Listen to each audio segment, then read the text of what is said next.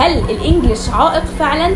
الحاجات اللي تعملها علشان باذن الله تجيب امتياز في اخر السنه وخلتني انقص في الموديول ده اكتر من نقصان نقصته خلال الموديولات كلها بتاعت السنه، حوالي 3100 جنيه. يعني امتى تقدر تفتح عياده؟ السلام عليكم ورحمه الله وبركاته، ازيكم عاملين ايه؟ النهارده في الفيديو ده انا هتكلم عن اولى طب بشري. طبعا كتير قوي من دفعه 2023 حبايبي بعتولي على الانستجرام وطلبوا مني ان انا اعمل فيديو اشرح فيه كل حاجه عن اولى طب بشري، لان هم حاسين ان هم خايفين شويه ومتلخبطين ومش عارفين يعملوا ايه الكورسات اللي المفروض ياخدوها، ايه نظام الدراسه، حاجات كتير قوي مش عارفينها وحابين ان هم يعرفوها ويعرفوا يعملوا ايه في البدايه. وانا الفتره اللي فاتت كنت مشغوله شويتين مع دفعه 2024 حبايبي برضو، بس شبه ما قلت لكم ان انا هعمل الفيديو باذن الله وفعلا اهو بعمله لكم. انا في الفيديو ده هكلمكم عن كذا حاجه في غايه الاهميه لازم تسمعهم وانت داخل اولى طب بشري. هكلمكم عن نظام الدراسه وايه هو نظام الموديول، ايه هي المواد اللي في كل موديول على حسب طب اسكندريه، وكل ترم بتاخد كام موديول، وايه اصعب موديول وايه اسهل موديول، وطريقه مذاكره كل موديول ايه. وهكلمكم عن حاجه كله بيسال عنها بجد، وهي هل الانجليش عائق فعلا؟ يعني هل فعلا هتلاقي صعوبه في الدراسه وفي المنهج بسبب الانجليش لو انت ما كنتش في مدرسه لغات مثلا او ما كنتش اخد كورس انجليش؟ كل ده هتكلم عليه في الفيديو، بالاضافه ايه الحاجات اللي تعملها علشان باذن الله تجيب امتياز في اخر السنه. يلا بينا. مبدئيا كده اول حاجه لازم نتكلم عنها هي سنوات الدراسه. سنوات الدراسه في كليه الطب بتبقى 5 سنين، 2.5 كلينيكال و2.5 اكاديميك. ده طبعا بالنسبه لطب بشري اسكندريه. هتلاقي في محافظات تانية 3 سنين وسنتين. طيب بعد ال5 سنين دول في سنتين امتياز. السنتين الامتياز دول انت ما بتمتحنش فيهم خالص، بتاخد مرتب، بتاخد 2100 جنيه. اول سنه في سنتين الامتياز دول بتشتغل فيهم في الجامعه بتاعتك. تاني سنه تقدر تحول لجامعه تانية، بس بالتحويل بيبقى صعب شويه علشان الناس اللي هم اصلا بيبقوا جايين من محافظه تانية على اسكندريه مثلا، فبيبقوا عايزين ان هم يرجعوا تاني المحافظه بتاعتهم ياخدوا الامتياز فيها يعني، فيقدروا ان هم ياخدوا الامتياز تاني سنه في الجامعه بتاعتهم اللي في المحافظه بتاعتهم يعني، بس التحويل ولازم تبعت طلب للجامعه دي، ويعني شغلانه صعبه شويه. سنتين الامتياز دول بتاخد كل شهرين تخصص، ممكن اكتر شويه من شهرين على حسب التخصص ده، فنعتبر كل شهرين يعني بتاخد تخصص لحد ما تلف على كل التخصصات. تتدرب في الامتياز تحت ايد نواب واستشاريين. بعد ما تخلص الامتياز بتاخد سنه تكليف، ممكن اكتر شويه، سنه ونص بالكتير قوي. بتبقى في وحده صحيه، وعلى حسب مجموعك، على حسب مجموعك بتاخد التكليف. كل ما كان مجموعك عالي كل ما اخدته اقرب محافظتك، كل ما كان المجموع بتاعك اقل بتاخده بعيد وفي قرى بعيده وكده واماكن بعيده شويه. بتاخد كام في التكليف؟ بتاخد 3100، حوالي 3100 جنيه يعني. بعد التكليف لو انت ولد ليه بيبقى ليك جيش، بتاخد الجيش بتاعك، ولو مالكش طبعا تبقى محظوظ. طبعا لحد اللحظه دي انت اسمك جنرال براكتيشنر، جي بي. يعني ايه جي بي؟ يعني ممارس عام. يعني انت كده لسه مش اخصائي، لسه ما تقدرش ان انت تفتح عياده. امتى تقدر تفتح عياده؟ لما تحضر ماجستير. ازاي تاخد الماجستير ده؟ في حاجتين، يا اما نيابه يا اما زماله. ايه الفرق ما بين النيابه والزماله؟ بصوا، النيابه بتشتغل في مستشفيات الجامعه او في الجامعه نفسها، يعني تبقى معيد، بس عشان تبقى معيد لازم تبقى مع اوائل الدفعه باول 10 بالكتير قوي اول 20. لكن الزماله بتشتغل في مستشفيات تبع وزاره الصحه.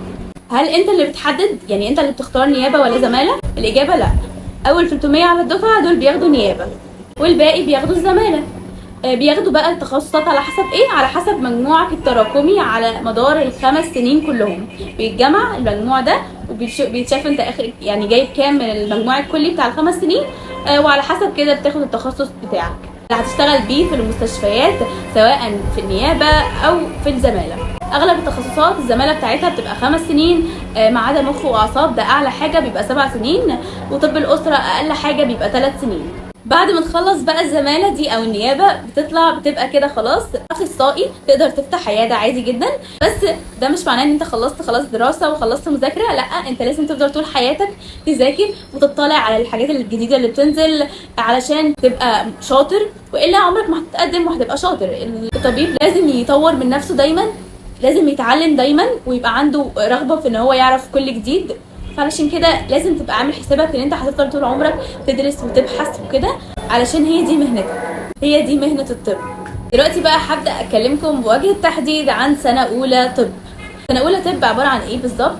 هي عبارة عن ترمين، كل ترم فيه عدد من الموديولات. ايه هو الموديول؟ الموديول هو حاجة كده جواها مواد، بتمتحن عليها في الاخر امتحان عملي وامتحان نظري اللي هو بيبقى اسمه فاينل. خلاص بعد كده تسيب الموديول ده وترميه. ده عندنا في طب اسكندريه علشان ما حدش يقول ان انا بعمم، لا ده في طب اسكندريه بنعمل كده. بعد ما تخلص الموديول بنرميه، تخلص العملي بتاعه والفاينل بتاعه وتاخد الموديول اللي بعده وهكذا. الموديول بيبقى جواه من 3 ل 5 مواد على حسب الموديول. في عندنا في الترم الاول من سنه اولى 3 موديولات، منهم موديول بسيط وسهل وجميل وعسول خالص، يعني مش يعتبر كمان مش مهم قوي، وموديولين مهمين وصعبين شويه يعني ومحتاجين شغل. الترم التاني فيه موديولين بس وصعبين شويتين، مش فكرة صعوبة يعني، هما تقال كده ومحتاجين مذاكرة جامدة، وبالنسبة لك علشان هتاخد فيهم حاجات كده لأول مرة، مواد هتبقى كبيرة قوي لأول مرة بالنسبة لك، فهتحس انها صعبة لكن هي حلوة يعني. بعد كده هتلاقيها ان هي ممتعة وجميلة لما تخلص الموديول. هبدأ معاكم واحدة واحدة علشان ما تتلخبطوش. هبدأ بأول موديول خالص اللي هو الموديول البسيط السهل الجميل، وهو موديول الاورينتيشن.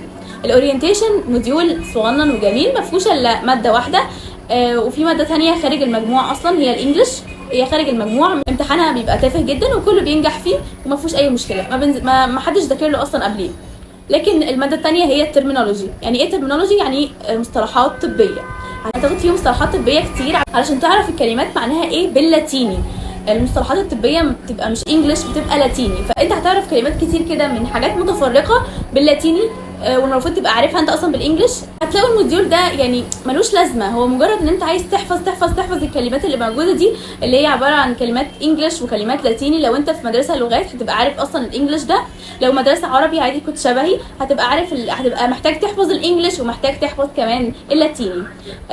فبس هي الامتحان بتاعها بيجي تافه جدا، انت بس تاخده في الاول. انا انصحكم يعني كده تاخد الترمينولوجي ده في الاول في بدايتك، في بدايه دخولك، بس ما تطولش فيه خالص يعني، يا دوب بس تاخده كده بسرعه علشان لسه هتعيده تاني عشان امتحانه بعد امتحان الفاونديشن اللي هو تاني موديول. انا شبه ما بقول لكم تاخدوه في الاول سريعا وبعد كده هتعرفوا ان انتوا هتاخدوه تاني، بس مش هيبقى عندكم وقت كتير، عشان كده لازم تاخدوه في الاول. ندخل على موديول الفاونديشن، اول موديول حقيقي بقى لكليه الطب. موديول الفاونديشن هو كبير شويه، بما ان هو اول موديول لسه الواحد مش متعود ان هو يدرس بالانجلش، بالذات اللي هم في مدارس عربي شبهي، فانا كنت مش متعوده على الانجلش ان ادرس بيه، فكان بالنسبه لي صدمه.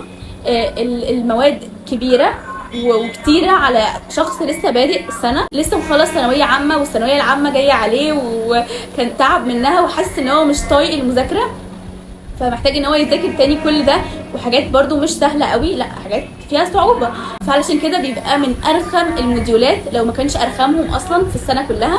موديول الفاونديشن. فاونديشن جايه من الاساس، طبعا البنات كلها هتبقى عارفه ايه هو الفاونديشن ده اللي بيتحط على الوش. الاساس هو مش هو احنا بنبدا بيه خالص في الميك اب اول حاجه كده، فهو ده عشان كده بنبدا بيه في الطب، هو اول حاجه، هو اساس المواد. بتاخد فيه 5 مواد، الكتاب هتلاقوه قدامكم اهو. ايه هما ال5 مواد اللي بتاخدهم؟ هي ماده البايوكيمستري، الهيستولوجي، الفسيولوجي، الاناتومي، الامبريولوجي. طيب ماده البايوكيمستري هي اكبر ماده في الموديول ده. البايوكيمستري لو انت بتحب الكيمياء هتبقى مبسوط بيها جدا وتمام وماشي فيها حلو قوي. ماده الهيستولوجي ودي اللي كانت عقدتي اول ما دخلت الكليه، كنت حاسه ان انا مش طايقه الكليه في البدايه بصراحه بسببها. الهيستولوجي دكتوره ايمان نبيل اللي بتشرحها، طبعا كلنا عارفين الموضوع ده. طبعا انا مش هقدر اكلمكم عن طريقه مذاكرتها اللي انا كنت عماله بدور عليها بجد في اول السنه وابحث عنها، وقعدت اسال ناس كتير قوي في الكليه ويقولوا لي مش عارفين طريقه مذاكره محدده، وبجد كنت بعاني من الموضوع ده. فانا مش هقدر اكلمكم مثلا عن طريقه مذاكره كل ماده دلوقتي، بس لو عايزين الفيديو عن طريقه مذاكره كل ماده اكتبوا لي في الكومنتات وهعمله لكم ان شاء الله قريب. الماده اللي بعد كده هي ماده الفسيولوجي. في موديول الفاونديشن الفسيولوجي صغيره. طيب يعني ايه اصلا كل ماده منهم؟ علشان استنوا عشان نسيت اقول لكم بس معلش. البايوكيمستري الكيمياء الحيويه. الكيمياء الحيويه هتدرس فيها التفاعلات الكيميائيه اللي بتحصل جوه جسمنا، عشان كده اسمها كيمياء حيويه جوه جسمنا. هتلاقوا فيها دي ان ايه وار ان ايه اللي احنا كنا واخدينهم في ثانوي، وهتلاقوا حاجات كتير كنتوا واخدينها في ثانوي. دي كده اكبر ماده. بعد كده الماده اللي بعدها اللي هي تاني اكبر ماده هي ماده الهيستولوجي اللي انا قلت لكم عليها انها انا ما كنتش بطيقها في البدايه، وكنت حاسه ان انا بدات اكره الكليه بسببها اصلا في الاول، بس الحمد لله تخطيت الموضوع ده. الهيستولوجي يعني ايه؟ يعني علم دراسه الانسجه، ندرس فيها الخلايا تحت الميكروسكوب، نشوف هي متكونه من ايه وعباره عن ايه. بعد كده الماده اللي بعدها من حيث الحجم هي الفسيولوجي. الفسيولوجي يا جماعه في كتير ناس قوي بيحبوا الفسيولوجي، هو حلو وممتع وكل حاجه، وهو فعلا طب. الفسيولوجي يعني ايه؟ هو علم الوظائف. يعني مثلا العضو ده ازاي بيشتغل، هو ده الفسيولوجي. ازاي بيشتغل العضو ده، ايه الميكانيزم بتاع كذا، إيه ازاي بيحصل كذا، هو ده الفسيولوجي. بعد كده عندنا الاناتومي. الاناتومي يا جماعه ماده حلوه على فكره، حلوه جدا. اكتشفت ان هي حلوه مؤخرا. كنت الاول مش طايقاها شويه، بس بعد كده اكتشفت انها حلوه. الاناتومي محتاجه حفظ. تحفظ كويس جدا، هتحل فيها تحفه لان اسئلتها بتيجي مباشره. الاناتومي علم التشريح. هتدرس في الفاونديشن حاجات كده بسيطه خالص من على الوش، سطحيه. هتاخد العظم اللي انت اخدته في ثالثه ثانوي، هتاخده تاني كله، العظم، كل عظمه في جسم الانسان بس بالانجلش بقى. هو يعتبر ماده صغيره وبسيطه جدا. الامبريولوجي ماده مش صغيره، بسيطه قوي. يعني هي نقدر نقول ان هي بعد الفسيولوجي في الترتيب بتاع الحجم، او ممكن كمان قبلها لان هي كانت كبيره بصراحه شويتين. الامبريولوجي هو علم الاجنه. بتدرس الجنين من اول ما هو زايجوت لحد ما يبدا بقى يكبر ويبقى جنين كامل. بتاخد المراحل دي كلها بتحصل ازاي، وبيبقى ايه هو حاجه يعني. بصوا بالتفصيل. هو انا عن نفسي اول ما سمعت كده واول ما شرحوا لي الكلام ده وقالوا لي ان هو الامبريولوجي عباره عن كذا كذا كذا، قلت الله الحاجات دي حلوه وممتعه وكده وهتعجبني يعني. بس بعد كده لما بقى دخلت في الموديول وكده، وللاسف ان هي كانت في الاخر خالص، بدانا ناخدها في الاخر رغم ان هي ماده كبيره تعتبر، بس اخدناها في اخر حاجه. فاللي حصل انه اتاهملت وهي كبيره شويه ومحتاجه حفظ كتير، فبقيت كرهاها. عن نفسي انا يعني كنت كرهاها جدا، وكنت حاسه انها تقيله، وملحقتش كمان ان انا اخدها بضمير ولا احفظها بضمير. مجرد اخدتها سمعتها كذا مره بس، لكن ما ذاكرتهاش وقعدت احفظ فيها وكده خالص، وغلطت في اسئله كتير قوي فيها في الفاينل. دول كده المواد اللي موجودين في موديول الفاونديشن، وكمان دي نبذه عن كل ماده. زي ما قلت لكم لو حابين اعمل لكم فيديوهات عن كل ماده وطريقه مذاكرتها قولوا لي في الكومنتات. موديول الفاونديشن كده خلص. بيبقى ليه امتحان عملي وامتحان نظري. الامتحان العملي بيتذاكر له منين؟ من كتب مختلفه عن الامتحان النظري. الامتحان النظري بيبقى هو كتاب واحد، انا هوريه لكم على الشاشه ده صورته يعني الغلاف بتاعته. طبعا على فكره بقى احنا مش بنذاكر من كتاب بس، يعني انا عن نفسي ما كنتش من محبين المذاكره من الكتاب، كنت بحب اذاكر من ورق ومذكرات. لو انتوا شبهي كده بتحبوا الالوان والرسومات الحلوه اللي بتبقى موجوده في المذكرات، هتعجبكم قوي الورق والمذكرات بتاعت الدكاتره. لو انتوا مش فارق معاكم عادي وممكن تذاكروا من الكلام اللي ورا بعض وكده، فعادي تذاكروا من كتاب الكليه. وهو دايما بيقولوا انه المذاكره من كتاب الكليه امن من الورق الخارجي، لان الورق ممكن يبقى منقص حاجه او مزود حاجه ملهاش لازمه. بس عادي انا مشيت مع الورق عادي والحمد لله كله كان تمام. وبس في الاخر بنحاول ان احنا في اخر السنه كده بعد ما نخلص نقرا كتاب الكليه قرايه سريعه، واحنا نكون خلاص مخلصين المنهج بقى من الورق وكله، فنقرا علشان نبقى مطمنين ان في كل حاجه وعارفين كل حاجه وذاكرنا كل حاجه. بالنسبه للفاونديشن قلت لكم خلاص كده كل حاجه يعتبر عنه. هقول لكم بقى غلطه عملتها في الموديول ده هي اللي وقعتني في درجاته وخلتني انقص في الموديول ده اكتر نقصان نقصته خلال الموديولات كلها بتاعت السنه. وهي ان انا كنت داخله بقى كليه، انا خلاص انا ذاكرت كتير قوي في ثالثه ثانوي، انا مش طايقه بقى المذاكره دلوقتي، انا مش عايزه اذاكر، انا ماليش نفس، ما عنديش طاقه ان انا اذاكر، انا لسه عايزه اخد اجازه تاني مش قادره. فقعدت اقول لنفسي كده واسيب وما ذاكرش فعلا، وراكمت لحد ما حسيت ان الموضوع اتراكم عليا زياده عن اللزوم. بدات اذاكر علشان الم بقى كل ده، ما عنديش برضو طاقه، وفي نفس الوقت كل ده ما ينفعش يتلم في اسبوعين ولا حاجه، الموديول كبير ومحتاج مذاكره. انا ندمت بجد بقى وقتها، وكنت خلاص فات الاوان للاسف، فعشان كده جبت فيه درجه مش حلوه قوي بالنسبه للموديولات الثانيه. نصيحتي ليكم معلش تعالوا على نفسكم، لازم تذاكروا علشان خاطر تبقوا فخورين بنفسكم في اخر الترم او في اخر السنه، تحسوا بالفخر كده ان انتوا عملتوا اللي عليكم اهو، الحمد لله اخدتوا نتيجه التعب ده. يعني ما تراكموش حاجه، امشوا اول باول. خلاص كده خلصنا موديول الفاونديشن، ندخل على موديول البلاد، ثالث موديول في اول ترم بعد موديول الاورينتيشن والفاونديشن. موديول البلاد، موديول البلاد موديول لطيف جميل. بالنسبه لموديول الفاونديشن هتلاقوا فيه فرق فظيع، يعني هتحسوا بالفرق ده، هتحسوا ان هو ابسط واجمل بكثير قوي من موديول الفاونديشن. الموديول ده عباره عن 3 مواد بس مش 5. ال3 مواد دول هو فيسيولوجي، هيستولوجي، بايوكيمستري. مفيش ولا اناتومي ولا امبريولوجي. طبعا هو موديول البلاد هيتكلم عن كل حاجه ليها علاقه بالبلاد. هو موديول بسيط بجد حلو جدا. اكبر ماده فيه هي بايوكيمستري برضو، ويليها الفسيولوجي، واخر حاجه الهيستولوجي، مش كبيره خالص. وهتحسوا بقى ان الحمد لله الهيستولوجي الكبيره اللي كانت عندنا دي الحمد لله استغلت وبقت كده. وبعد كده بقى هتاخدوا اجازه نص السنه الحمد لله. بتبقى عباره عن اسبوعين بس مش بتكمل اسبوعين للاسف، هي بتبقى اقل من اسبوعين يعني عشان ابقى صريحه معاكم. ولان الكليه بتحبنا جدا جدا جدا فعملت لنا امتحان بعد اجازه نص السنه. يعني بعد ما نخلص الاجازه يومين كده ويبقى عندنا امتحان. معناها ايه؟ معناها ان احنا طبعا لازم نذاكر في الاجازه. طيب ايوه فعلا احنا كان لازم نذاكر في الاجازه للاسف. وكان عندنا امتحان لماده اسمها كوميونيكيشن. ايه الماده دي؟ انت ما قلتيش عنها حاجه خالص. ايوه لان في مواد اسمها مواد طويله. المواد الطويله دي بتستمر معانا من اول اولى لحد سنه رابعه، وبناخد الدرجه بتاعتها اللي احنا يعني درجه الامتحان بتاعها ده بيتحسب لنا جوه مجموع سنه رابعه، مش سنه اولى ولا ثانيه ولا ثالثه. يعني ايه؟ ازاي برضو اكتر افسر. دلوقتي المواد الطويله دي 3 مواد: كوميونيكيشن، ريسيرش، بروفيشناليزم. معايا كتابين بس منهم حاليا. كتاب الكوميونيكيشن مش لاقياه بصراحه. الريسيرش اهو الكتاب ما شاء الله يعني جميل كده وكبير وتقيل. الكتاب ده بتاع ال4 سنين. وده كتاب البروفيشناليزم بس ده بتاع سنه واحده بس عشان كده هو صغنون. فهو ده كتاب البروفيشناليزم وده كتاب الريسيرش. في كتاب الكوميونيكيشن. الثلاثه دول المواد الطويله اللي بتقعد لسنه رابعه. دلوقتي انا بمتحن على المواد دي الثلاثه دول، لازم امتحن عليهم كل سنه واعرف درجتهم كل سنه، بس الدرجه دي ما تضافش على مجموعي بل تفضل تتحوش لي لحد سنه رابعه، وتتاخد الدرجه دي كلها وتتحط في درجه سنه رابعه. فلو انا جايبه فيهم درجات حلوه على مدار ال4 سنين هيعلي من مجموعي في رابعه، لو جايبه درجات قليله هيقلل من مجموعي في رابعه. فهمتوا الفكره؟ نرجع تاني بقى لاجازه نص السنه اللي احنا كنا وقفنا عندها، واخدنا بعدها امتحان الكوميونيكيشن. طب امتحان الريسيرش والبروفيشناليزم دول امتحناهم في اخر السنه خالص بعد ما خلصنا الاخر فاينل في السنه. هندخل بقى على الترم الثاني. الترم الثاني في موديولين بس هما مش اي موديولين، هما موديولين ما شاء الله تبارك الله حلوين كده وكبار.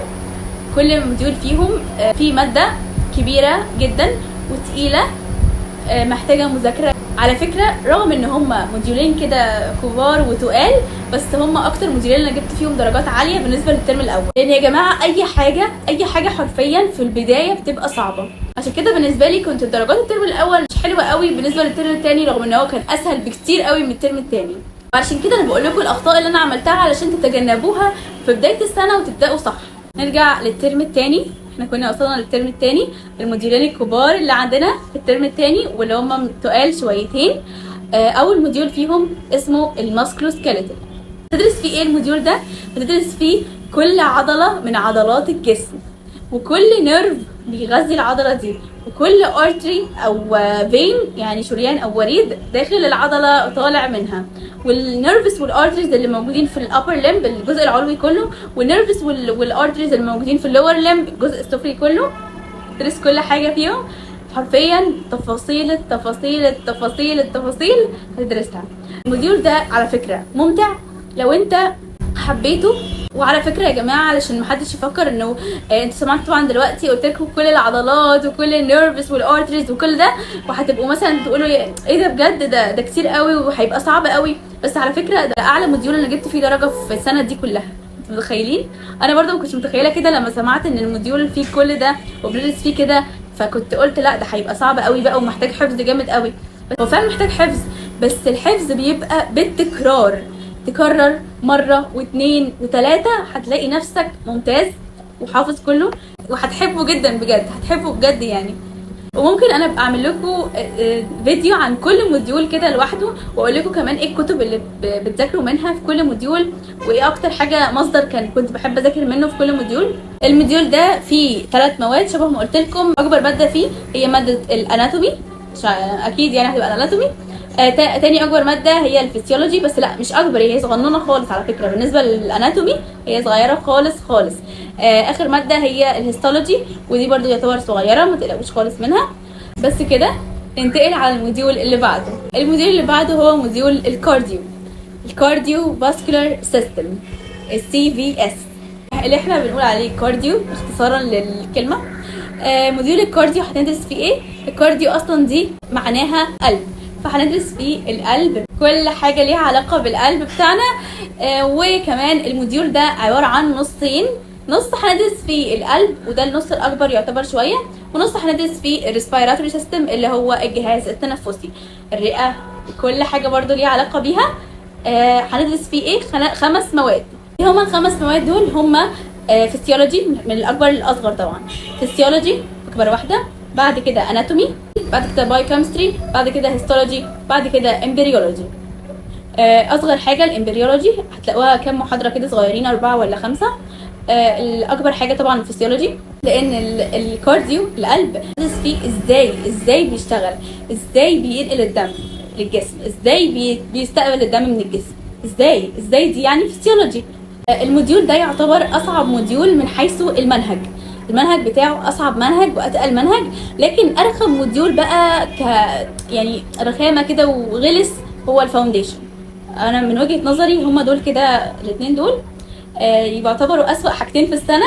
بس على فكره ارجع واقول لكم تاني، موديول الكارديو ده يا جماعه انا كنت جايبه فيه تاني اعلى درجه بعد الماسكلو، يعني اعلى بكتير من موديول الفاونديشن. الموديول الفاونديشن كان تقدير، وموديول الكارديو تقدير تاني ودرجه تانيه خالص عاليه جدا بالنسبه له. فعلشان كده انا بقول لكم ان العبره مش بالصعوبه بتاعت المنهج نفسه، بل بالبدايه، ان البدايه تبقى صعبه، فلازم تشد حيلك في البدايه علشان تحس انك مرتاح على مدار السنه كلها، وسنه تانية كمان هتبقى مرتاح، لان خلاص كل ما بتتعود على طريقه المذاكره وعلى نظام المذاكره والمصادر وكده بتبقى اشطر اكتر.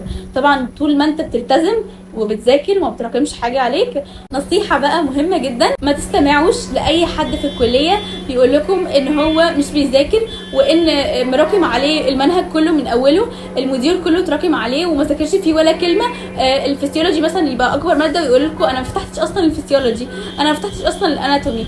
بصوا يا جماعه، كل الكلام ده كلام فارغ، وللاسف في ناس عندها مزاج كده ان هي تحب تحبط اللي حواليها، ويحب ان هو يبين لهم ان هو مش شاطر خالص وضايع، على اساس ان هم كده يعني عشان ما حدش يحسدهم مثلا.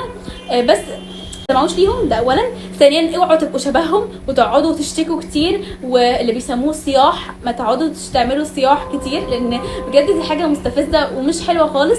خليكم لوحدكم مع نفسكم، ما تقولوش انتوا وصلتوا لفين، وفي نفس الوقت ما تقعدوش تشتكوا بكذب او بحقيقه، حتى لو حقيقي انتوا فعلا متاخرين ما تشتكوش برضو، خلي الموضوع لنفسكم. الشكوى يا جماعه تبقى لربنا سبحانه وتعالى بس، تبقاش للبني ادمين، فما حدش يشتكي لزمايله يقعد يصيح يعمل لهم ان هو ضايع وكده. اللي عايز يشتكي لربنا، غير كده اي حد بيشتكي قدامك اعرف ان انت ما تصدقوش اصلا، يعني غالبا هيبقى بيكذب، ولو ما بيكذبش برده مالكش دعوه بيه وكبر دماغك، لان الواحد لما بيسمع ان حد متاخر وان هو لسه بقى بدري وكده ولسه بدري عبال ما يوصل، يقول طب ده انا كده كويس، ده انا متقدم، يتغر في نفسه فيبدا ان هو يتاخر ويتراجع. علشان كده انا بنصحكم النصيحه دي. بالنسبه بقى للانجليش، هل الانجليش عائق بالنسبه لي اثناء السنه؟ بصوا، في البدايه كنت حاسه ان ايه ده، انا كل حاجه بالانجليش، الامتحان كمان همتحنه بالانجليش، الفاينل، انا خايفه الحاجات دي كلها. بس لما بدات امشي في الموديول، رغم ان انا كنت مسترخماه اصلا وكرهاه الفاونديشن ده، بجد هتلاقوا نفسكم بتتاقلموا مع الانجليش عادي جدا. بمجرد ما تخلصوا اول موديول خلاص هتدخلوا على اللي بعده هتبقوا تمام جدا. الانجليش بالنسبه لكم مش عائق خالص، كل حاجه تمام. حتى لو انت في مدرسه عربي، المدرسه لغات، مش فارقه، لان كده كده في كلام كتير هتلاقوه باللاتيني مش بالانجليش اصلا، باللاتيني. فانت سواء انت او اللي في مدرسه لغات او في مدرسه عربي هتبقى محتاج انك تحفظ ده وتذاكر ده باللاتيني، لغه مختلفه خالص. فخليكم مطمنين انه باذن الله مش هيبقى بالنسبه لكم الانجليش عائق. ممكن يبقى في البدايه بس صعوبه شويه، بعد كده هيتحسن ويبقى تمام جدا وتتاقلموا عادي جدا. بعد ما بيخلص موديول الكارديو يبقى كده خلاص خلصت السنه، الحمد لله اخيرا خلصنا كل الموديولات اللي في السنه. وده كان شعور جميل قوي قوي بالانجاز، كاننا عملنا حاجه يعني نفتخر بيها، رغم ان هي حاجه عاديه، مجرد ان احنا خلصنا كده اول سنه. بس بجد لا، شعور حلو قوي بجد، بالاخص لو انت كمان كنت عملت اللي عليك وما ركبتش حاجه وماشي كويس، هتحس بالانجاز الاكبر. وهتحس ان انت فرحان بنفسك اكتر وفخور. وكمان لما تطلع النتيجه هتحس ان الحمد لله يا رب انا فعلا لقيت نتيجه تعبي. ولو حتى ما لقيتهاش ولقيت درجتك مش شبه ما انت كنت متوقع، عادي ان شاء الله تعوض السنين الجايه. سنه اولى يا جماعه من اصعب السنين اللي في الكليه، رغم ان هي اسهل منهج بس اصعب سنه، علشان البدايه بتبقى دايما صعبه، محتاجه حد قوي كده وعنده عزيمه واراده عاليه علشان خاطر يقدر يتخطى البدايه دي ويعدي منها كويس ويعدي منها منتصر كمان. ما تقلقوش بجد، انتوا قدها ان شاء الله. اللي عدى بالثانويه العامه يقدر يعدي باي حاجه باذن الله بعد كده. انا دايما كنت بقول لنفسي كده. في الاخر خالص في ماده اسمها ماده حقوق الانسان. ماده حقوق الانسان دي ماده خارج المجموع. الماده دي سهله جدا، بتمتحنها بتذاكر لها، مش بتذاكر لها اصلا، يعتبر بتشوف كام سؤال كده ليها تعرف تمتحن على طول عليها وتجيب درجه النجاح عادي جدا. خلاص كده سنه اولى خلصت، بس في حاجه بسيطه اخيره وهي حاجه اسمها سكيل لاب. ايه السكيل لاب ده؟ السكيل لاب ده عباره عن حاجات قريبه شويه للكلينيكال، كانك كده تحس نفسك دكتور كده شويه وانت بتعمل الحاجات دي. يعني ايه؟ يعني اولا المفروض ان انت بتمتحن على انك تقيس البلس، النبض يعني، والضغط، وان انت تدي حقن بكذا نوع ليها، ما عدا الانترافينوس اللي هي بتاع الوريديه دي، لا مش علينا في سنه اولى. كل ده المفروض بتعمله قدام الدكتور، بيبقى قدامك مانيكان بتعمل عليه الحاجات دي كلها. وكل ده طبعا هيتشرح لكم بعد كده بالتفصيل وقت ما يجي وقته، انا بس بقول لكم نبذه عنه سريعه. كمان هيجيبوا لك اشعه كده تشوفها تقول دي الايه بالظبط، هتقيس تمبريتشر درجه الحراره للبيشنت، وهيجيبوا لك بيشنت مريض قدامك كده حقيقي، ده الحاجه الوحيده اللي انت بتقيسها حقيقي يعني. وده كده السكيل لاب. وبكده سنه اولى طب بتكون انتهت الحمد لله، وباذن الله يا رب تبداوها وتخلصوها على خير. ومعلومه بس زياده، انت مش محتاج انك تاخد اي حاجه قبل ما تدخل الكليه، ولا تاخد كورس، ولا تشوف فيديوهات مثلا تاسيسيه للطب، لا مش محتاج تاخد اي حاجه خالص في البدايه. ابدا على طول بس مع الكليه وهتبقى تمام. بالنسبه للكورسات، هل انت محتاج تاخد كورسات في سنه اولى؟ انا شايفه ان ماده الفسيولوجي هي اكتر ماده بنحتاج ان احنا ناخد فيها كورس. عندنا في اسكندريه الفسيولوجي بناخده مع دكتور جواد، وفي دكتور علياء، وفي دكتور دعاء، في كذا دكتور يعني، بس اكتر واحد مخضرم في الماده هو دكتور جواد. بالنسبه للبايوكيمستري، اكتر دكتور يعني معروف طبعا ان هو بيديها شاطر جدا وشرحه جميل جدا هو دكتور اغا، عندنا برده في اسكندريه يعني. وفي دكتور شروق شاطره جدا برده. بالنسبه للاناتومي في ناس برده بيحبوا ياخدوا لها كورس، بس يعني بصراحه انا مش منهم. في السؤال اللي هتطرحوه اكيد دلوقتي، هل انت مجبر انك تاخد الكورسات دي؟ يعني انت من غيرها مش هتعرف تفهم؟ لا مش مجبر طبعا، براحتك. انا كنت الفسيولوجي باخده لان انا كنتش بعرف ان انا افهمه لوحدي من الريكوردات، رغم ان كل دكتور من اللي انا قلتهم دول بينزل لهم ريكوردات، هما بيبقوا سامحين ان اي حد يسجل لهم في كورس، بس انا ما كنتش بفهم من الفسيولوجي على في الريكورد، فكنت بحب ان انا اروح اخده كورس. لكن البايوكيمستري بيتفهم من الريكورد وتحفه جدا، تشوف قدامك كمان السبوره الدكتور بينزلها لنا، كمان بيصوروها وبينزلوها. بالنسبه بقى للاناتومي اللي في ناس بيحبوا ياخدوا فيها وكده عشان ما قلت لكم، بس انا كان بالنسبه لي دكتور ايمن خنفور يعني ما شاء الله عليه ممتاز جدا. الفيديوهات بتاعته كانت بتفي بالغرض معايا جدا، ما كنتش محتاجه ان انا اشوف اي حاجه ثانيه ولا اسمع اي حاجه ثانيه ولا اروح كورسات. بالنسبه للهيستولوجي طبعا دكتوره ايمان نبيل اكيد يعني افضل واحده بتشرح في الهيستولوجي، ومفيش يعتبر حد تاني بيشرح، وشرحها جميل، وهي اصلا دكتوره جميله جدا. كده قلت لكم كمان ايه المواد اللي ممكن تاخدوا فيها كورسات وهل لازم تاخدوها ولا لا، يعتبر كده قلت كل حاجه. ولو برضو عندكم اي حاجه عايزين تعرفوها قولوا لي في الكومنتات. اتمنى يا رب اكون افدتكم بالفيديو ده. انا كده خلصت خلاص، ومعلش لو طولت عليكم شويه، بس عشان كنت حابه اقول لكم كل حاجه عن سنه اولى طب. بس كده، وشكرا ان انتوا استمعتوا لي للاخر ووصلتوا للجزء ده من الفيديو. بحبكم جدا، ومع السلامه.